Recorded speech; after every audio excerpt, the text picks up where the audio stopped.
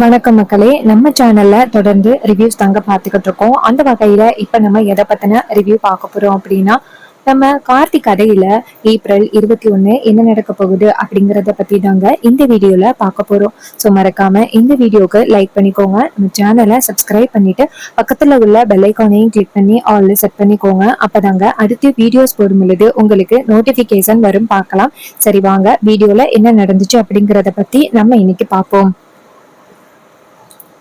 நம்ம கார்த்தி என்ன பண்றாருன்னா ரூமுக்குள்ள வராரு. அப்பதான் ரேவதி கேக்குறாங்க, இப்ப எதுக்கு நீ இங்க வர? கார்த்தி சொல்றாரு, இங்க வராம அப்புறம் நான் எங்க போறது? ரேவதி கேக்குறாங்க, ஏய் அத நான் உன்கிட்ட சொன்னல, இந்த ரூம்ல நீ ஸ்டே பண்ணக்கூடாது, இன்னொரு புது ரூம் எடுத்துக்கன்னு சொல்லிட்டேன். அப்படி இருந்தும் எதுக்கு நீ மறுபடியும் இந்த ரூமுக்கு வர? உன் கூட என்னால இந்த ரூம்ல ஸ்டே பண்ண முடியாது. ஒரே ரூம்ல இருக்கிறத நினைச்சு பார்த்தாலே எனக்கு தலைய வலிக்குது. தயவு செஞ்சு நீ வேற ரூம் அலாட் பண்ணிக்க. அதான் நான் காலையிலேயே சொல்லிட்டேன்னு. கார்த்தி சொல்றாரு, அம்மா தாயே, எனக்கும் இந்த ரூம்ல இருக்கணும்னு எனக்கு கொஞ்சம் கூட விருப்பமே கிடையாது. இங்க பாரு, இப்போதைக்கு ஏதோ கார்பரேட் கம்பெனி சம்பந்தமா நிறைய பேர் இங்க ஸ்டே பண்ணிருக்காங்களாம். ரூம் கிடைக்கிறதுக்கு வாய்ப்பே இல்லை அப்படின்னு மேனேஜர் சொல்லிட்டாரு. நானும் வேற வழியே இல்லாம தான் இங்க வந்தேன். அதுக்கு ரேவதி சொல்றாங்க, இங்க பாரு, நீ என்ன காரணம் சொன்னாலும் என்னால ஏத்துக்க முடியாது. கார்த்தி சொல்றாரு, இங்க பாருங்க, வேற வழியே இல்ல, நீங்க பெட்ல படுத்துக்கோங்க, நான் இந்த பக்கத்துல இருக்க சோஃபால படுத்துக்கிறேன். அப்ப ரேவதி சொல்றாங்க, உன் கூட இந்த ரூம்ல தங்கணும் அப்படின்னு நினைச்சு பார்த்தாலே எனக்கு தலைதான் வலிக்குது.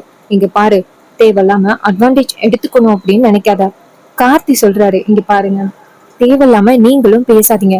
எனக்கு இந்த ரூம்ல இருக்கணும் அப்படின்னு கொஞ்சம் கூட விருப்பமே இல்லை. நானும் அதுக்குதான் ரூம் போய் கேட்டு பார்த்தேன். அவரு ரூம் எந்த ரூமுமே அவைலபிள் இல்லைன்னு சொல்லிட்டாரு. இல்லைன்னா நான் ஏன் இங்க வரப்போறேன் அப்படின்னு சொல்லிட்டு கார்த்தியும் ரேவதிய செமையா இன்சல்ட் பண்ண. அப்ப ரேவதி சொல்றாங்க, இங்க பாரு, உனக்கு அந்த சோஃபாவுல இடம் கொடுத்துருக்கேன், அந்த தாண்டி இந்த பக்கம் வரவே கூடாது, ஞாபகம் வச்சுக்கோ.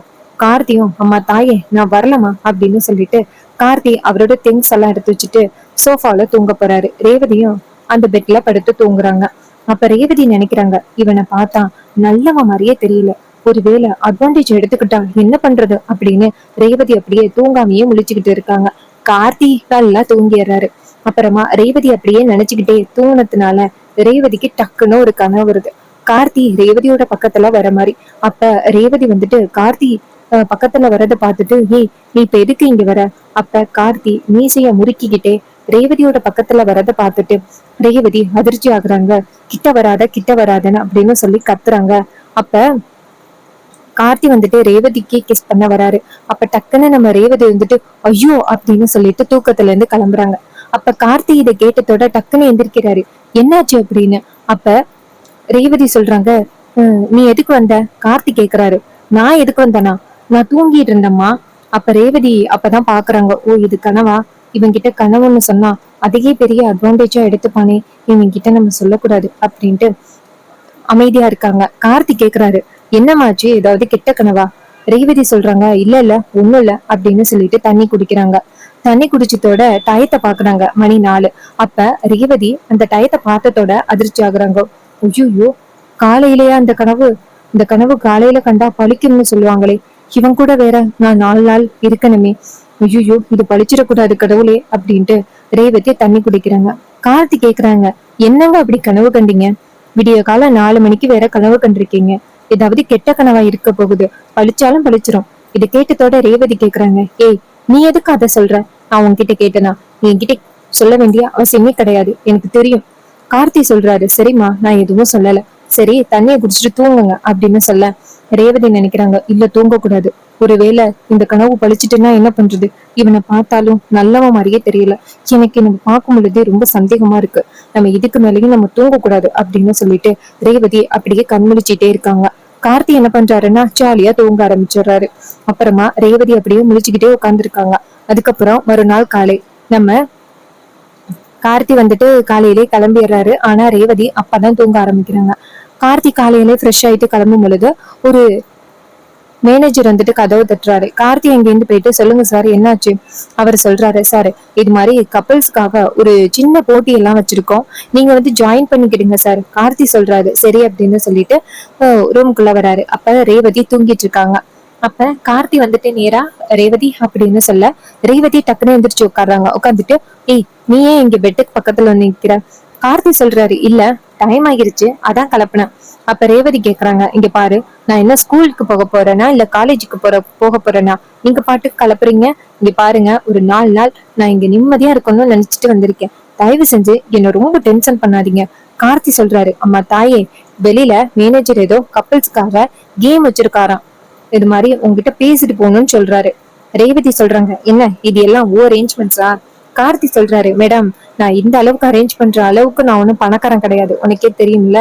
தேவையில்லாம இந்த மாதிரி எல்லாம் என்கிட்ட பேசாதீங்க. இது கேட்டதோட ரேவதி சொல்றாங்க, யாரு கண்டா நீ பணக்காரனோ ஏழையோ இது யாருக்கு தெரியும்? இதை கேட்டதோட கார்த்தி கோவப்படுறாரு, உங்ககிட்ட இதுக்கு மேல பேசி எந்தவித பிரயோஜனமும் இல்ல. வெளியில மேனேஜர் நிக்கிறாரு, நீயே போய் பேசிக்க. உடனே ரேவதியும் சரி அப்படின்னு சொல்லிட்டு போய் பாக்குறாங்க.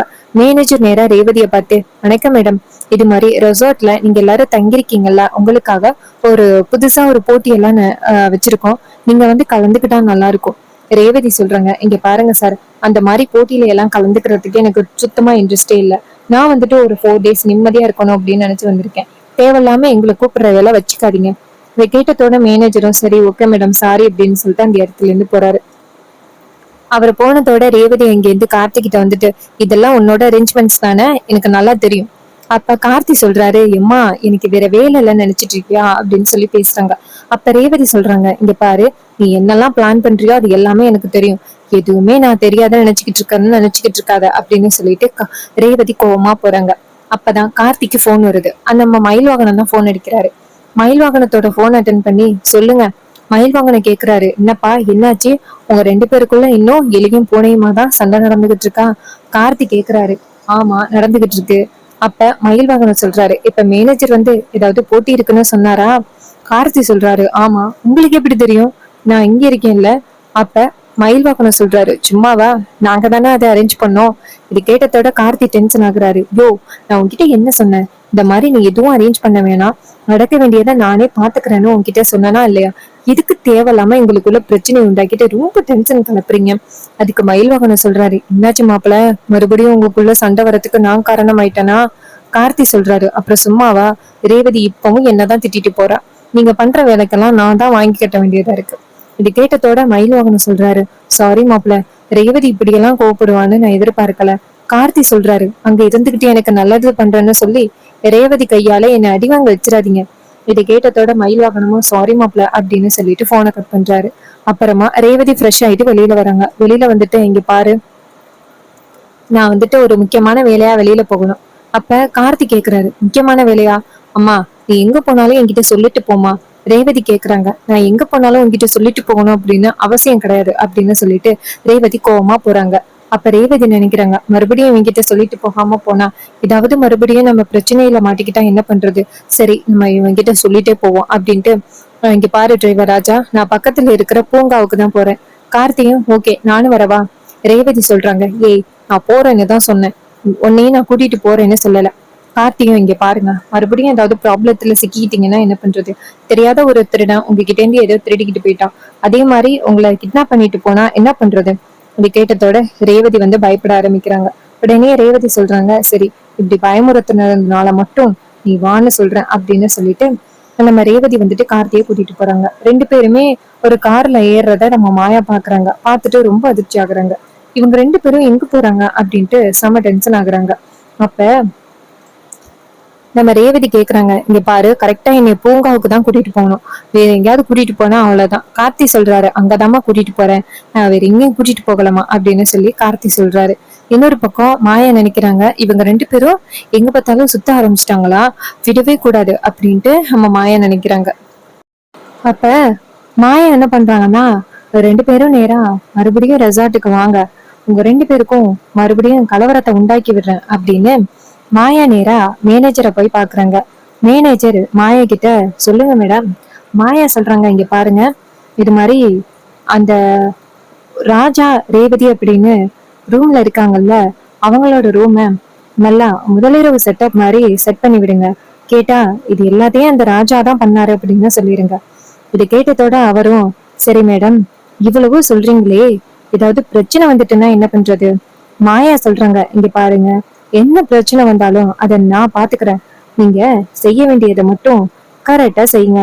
இதை கேட்டதோட அவரும், சரிங்க மேடம், காசு கொடுத்துட்டா எல்லாத்தையுமே நாங்க கரெக்டா பண்ண போறோம், உங்ககிட்ட நாங்க என்ன கேள்வியா கேட்க போறோம். இது கேட்டதோட மாயாவும் சரி இந்தாங்க அப்படின்னு சொல்லிட்டு பணத்தை கொடுக்குறாங்க. அவரும் மேடம் இது டெக்கரேஷனுக்கு, மீதி பணம்.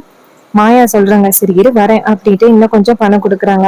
கொடுத்ததோட அவரும் மேடம் பணத்தை கொடுத்துட்டீங்கல்ல, பாருங்க எப்படி சிறப்பா பண்றேன் அப்படின்ட்டு நேரா ராஜாவோட ரூமுக்கு போயிட்டு அங்க நிறைய டெக்கரேஷன்ஸ் எல்லாம் பண்ணி வைக்கிறாங்க. அதுக்கப்புறம் மறுபடியும் அவர் வெளியில வந்துட்டு மாயா கிட்ட மேடம் நீங்க சொன்னதை விட பயங்கரமா எல்லா செட்டப்பும் பண்ணியாச்சு. அப்ப மாயா சொல்றாங்க அது மட்டும் இல்ல, அந்த ரேவதி வந்ததோட அவகிட்ட இந்த விஷயத்த சொல்லுங்க. உடனே அவரும் சரிங்க மேடம் அப்படின்னு சொல்றாங்க. இன்னொரு பக்கம் கார்த்தியும் ரேவதியும் ஒரு பூங்காவுக்கு போறாங்க. அப்ப டக்குன்னு ஒரு 2-3 பேரு ரேவதி கிட்ட தேவையில்லாம வம்பு வளர்க்குறாங்க. அப்ப கார்த்தி சொல்றாரு இங்க பாருங்க, நாங்க இங்க சுத்தி பாக்குறதுக்காக வந்திருக்கோம், தேவையில்லாம பிரச்சனை பண்ணாதீங்க. அப்ப அவனுங்க சொல்றாங்க மேடம் நல்லா இருக்காங்களே அப்படின்னு. இதை கேட்டதோட கார்த்தி டென்ஷன் ஆகி அந்த ரவுடிகளை அடிக்க அப்ப ரேவதி இதை பார்த்துட்டு அதிர்ச்சி ஆகுறாங்க. அப்ப ரேவதி டக்குன்னு கார்த்தியை தடுத்து சரிவா போகலாம் அப்படின்னு சொன்னதோட கார்த்தி சொல்றாரு இந்த மாதிரி இடத்துக்கு தான் நீங்க வரணும்னு சொன்னீங்களா. ரேவதி சொல்றாங்க சரி சாரி வாங்க போகலாம் அப்படின்னு சொல்லிட்டு கிளம்புறாங்க. ரேவதி நேரா கார்த்தியை பார்த்து அந்த ரவுடிங்க கிட்ட எனக்காக சண்டை போட்டதுக்கு தேங்க்ஸ் அப்படின்னு சொல்ல கார்த்தி சொல்றாரு சரி சரி பரவாயில்ல வாங்க போகலாம் அப்படின்னு சொல்லிட்டு கிளம்புறாங்க. அப்ப நேரா 2 பேரும் ரூமுக்கு போறாங்க. அப்ப கார்த்திக்கு ரொம்ப முக்கியமான ஒரு போன் வருது. அப்ப ரேவதி கிட்ட சரி இருங்க எனக்கு ரொம்ப முக்கியமான ஒரு போன் வருது அப்படின்னு சொல்லிட்டு கார்த்தி போன் எடுத்துட்டு வெளியில போறாரு. அப்ப நம்ம ரேவதி வந்துட்டு நேரா ரூமுக்குள்ள போறாங்க. அங்க போனதோட அங்க உள்ள டெக்கரேஷன்ஸை பார்த்துட்டு அதிர்ச்சி ஆகுறாங்க. மறுபடியும் ரூமை யாரு டெக்கரேட் பண்ணது அப்படின்னு. அப்ப மேனேஜர் இந்த வாய்ப்பை பயன்படுத்திக்கிட்டு நேரா ரேவதியோட ரூமுக்குள்ள வந்துட்டு மேடம் கங்க்ராச்சுலேஷன். அப்ப ரேவதி கேக்குறாங்க இப்ப எதுக்கு நீங்க அப்படி சொல்றீங்க. மேனேஜர் சொல்றாரு இல்ல மேடம், எந்த மாதிரி ஒரு ஹஸ்பண்ட் கிடைச்சதுக்கு நீங்க ரொம்ப கொடுத்து வச்சிருக்கணும். நீங்க வந்துட்டு வெளியில போனதோட அவரு நேரா எங்களுக்கு போன் பண்ணி இந்த ரூமை இந்த மாதிரிதான் டெக்கரேட் பண்ணணும் அப்படின்னு சொன்னாரு தெரியுமா. அவர் இதுக்காக எவ்வளவு வேணாலும் செலவு பண்றேன்னு சொன்னாரு. இந்த மாதிரி ஒரு ஹஸ்பண்ட் கிடைச்சதுக்கு நீங்க ரொம்ப கொடுத்து வச்சிருக்கணும். அவங்க வந்துட்டு இன்னைக்கு செம்ம சூப்பரா ரூம் ரெடி பண்ண சொன்னாரு. அதே மாதிரி நாங்க ரெடி பண்ணிட்டோம். உங்களுக்கு இந்த அட்மாஸ்பியர் பிடிச்சிருக்குல்ல, உங்களுக்கு என்ன பூக்கள் பிடிக்கும் என்ன கலர் பிடிக்கும் அப்படின்னு சொல்லிதான் இது எல்லாத்தையுமே ரெடி பண்ண சொன்னாரு. இது கேட்டதோட ரேவதி கேக்குறாங்க இங்க பாருங்க, வேற ஏதாவது ஒரு ரூம்க்கு வர வேண்டியதே இங்க வர வைக்கலையே. அவரு சொல்றாரு மேடம் என்ன மேடம் இப்படி சொல்றீங்க, இது எல்லாமே நான் உங்களுக்காக, உங்க பேரு தானே மேடம் ரேவதி, உங்களுக்காக எல்லாத்தையுமே பார்த்து பார்த்து செஞ்சிருக்கேன். இங்க உள்ள பொருட்களை பார்த்தாலே தெரியலையா இது உங்களுக்காக வாங்கினது, இதுதான் உங்களுக்கு பிடிக்கும்னு எனக்கு எல்லாமே தெரியும். இது கேட்டதோட ரேவதி அதிர்ச்சி ஆகுறாங்க. அப்ப ரேவதி சொல்றாங்க இங்க பாரு மேனேஜர், இது எல்லாத்தையுமே இப்பயே எடுத்துட்டு போயிருங்க. அவர் சொல்றாரு மேடம் நீங்க இப்படிதான் கோவப்படுவீங்க அப்படிங்கறதையும் அவர் சொல்லிட்டாரு. உங்களுக்கு செம்மையா கோவம் வரும் அப்படின்னு சொன்னாரு. ஆனா உங்ககிட்ட சொல்லக்கூடாதுன்னு சொன்னாரு. எனக்கு வந்துட்டு ஆர்வம் தாங்க முடியல மேடம், அதான் நான் உங்ககிட்ட உடனே சொல்லிட்டேன். இங்க பாருங்க, இந்த மாதிரி ஒரு ஹஸ்பண்ட் கிடைச்சதுக்கு நீங்க ரொம்ப கொடுத்து வச்சிருக்கணும். இது கேட்டதோட ரேவதி ரொம்ப டென்ஷன் ஆகுறாங்க. மேனேஜர் சொல்றாரு மேடம் நான் சொன்னதை மட்டும் தயவு செஞ்சு அவர்கிட்ட சொல்லிடாதீங்க, அவரு ரொம்ப கோவப்படுவாரு. ஏன்னா உங்களுக்கு இந்த மாதிரி சர்ப்ரைஸ் எல்லாம் பண்ணணும்னு ஆசைப்பட்டாரு. நான் வேற வந்து சொல்லிட்டேனா அப்புறம் இது சர்ப்ரைஸ் இல்லாம போயிட்டு இல்ல, அதனால இது அவர்கிட்ட சொல்லாதீங்க, ரொம்ப கோவப்படுவாரு மேடம். சரி நான் போறேன் மேடம் அப்படின்னு சொல்லிட்டு போனதோட ரேவதி செம்ம டென்ஷன் ஆகுறாங்க. இந்த டிரைவர் ராஜாவுக்கு எவ்வளவு தைரியம் இருந்தா இப்படி பண்ணுவான், ஏதோ இன்னொரு பிரச்சனையில இருந்து காப்பாத்திட்டான் அப்படிங்கிறதுக்காக இப்படி அவன் அட்வான்டேஜ் எடுத்துப்பானா, விடக்கூடாது, அவன் வரட்டும் அப்படின்ட்டு கோவமா இருக்காங்க. அந்த மேனேஜர் நேரா மாய கிட்ட போயிட்டு மேடம் நீங்க சொன்ன மாதிரியே சொல்லிட்டேன். அந்த ரேவதி மேடம் சரியான கோவத்துல இருக்காங்க. எப்ப அந்த டிரைவர் ராஜா வருவாரு அவரை திட்டலாம் அப்படின்னு காத்துக்கிட்டு இருக்காங்க. மாயா சொல்றாங்க சூப்பர், இதே மாதிரி ஒரு 4-5 ஐடியாஸா நான் சொல்றேன், கரெக்டா நீங்க பண்ணிருங்க. இது கேட்டதோட அவரும் சரிங்க மேடம் நான் பாத்துக்கிறேன், நீங்க கவலைப்படாதீங்க, அவங்க 2 பேருக்குள்ள பிரச்சனையை உண்டாக்கி வேடிக்கை பார்க்க வேண்டியது நம்மளோட கடமை அப்படின்னு சொல்லி பேசிக்கிட்டு இருக்காங்க. இன்னொரு பக்கம் நம்ம ரேவதி கோவமா நின்றுட்டு இருக்காங்க. கார்த்தி ரூமுக்குள்ள வந்ததோட அங்க ரூமை வந்து சுத்தி பாக்குறாரு. பார்த்ததோட ரேவதி கேக்குறாங்க என்ன டிரைவர் ராஜா, இந்த ரூமை எப்ப அழகுபடுத்தலாம், என்னை எப்படி வழிக்கு கொண்டுட்டு வரலாம் அப்படிங்கிறதுக்காக தானே இந்த பிளான் எல்லாம் பண்ணிக்கிட்டு இருக்க. அப்ப ரேவதி கேக்குறாங்க இங்க பாரு, நீ என்ன ட்ரை பண்ணாலும் சரி கண்டிப்பா என்ன அடைய முடியாது. அதுக்கு அவரு சொல்றாரு இங்க பாருமா, நீ என்ன பேசுற அப்படின்னு எனக்கு தெரியல. அப்ப ரேவதி சொல்றாங்க காலையில அப்படிதான் ஏதோ பக்கி கொண்டாந்து கொடுத்தாங்க, அதுக்கப்புறம் அவர்கிட்ட சொல்லி நான் கோவப்படுறேன்னு நினைச்சு வேற பேரை சொல்லிட்டேன். அதுக்கப்புறம் இப்ப இந்த ரூமை டெக்கரேட் பண்ணி என்னை ஜெயிக்கலாம் நினைச்சிட்டு இருக்கியா? நீ என்ன பேசினாலும் சரி, கண்டிப்பா நான் உன்னை என்னைக்குமே மன்னிக்கவே மாட்டேன். இங்க பாரு, எனக்கு செம்ம டென்ஷன் ஆகுது. உன் முகத்துல முழிக்கிறதுக்கு எனக்கு பிடிக்கவே இல்லை அப்படின்னு சொல்லிட்டு ரேவதி பேசுறாங்க. கார்த்தி கேக்குறாரு, இங்க பாருமா ரேவதி, நீ என்ன பேசுற அப்படின்னு எனக்கு கொஞ்சம் கூட புரியவே இல்லை. இந்த ரூமை டெக்கரேட் பண்ணதுக்கும் எனக்கும் கொஞ்சம் கூட சம்மந்தமே இல்லை. எப்படி இந்த ரூமை டெக்கரேட் பண்ணாங்க அப்படின்னு கூட எனக்கு தெரியல. நான் உங்க கூட தானே வெளியில வந்திருந்தேன். ரேவதி சொல்றாங்க, அதான் நீ அடிக்கடி போன் பேசுனியே, இதுக்குதான் போன் பேசிருப்பா அப்படின்னு எனக்கு இப்பதான் புரியுது.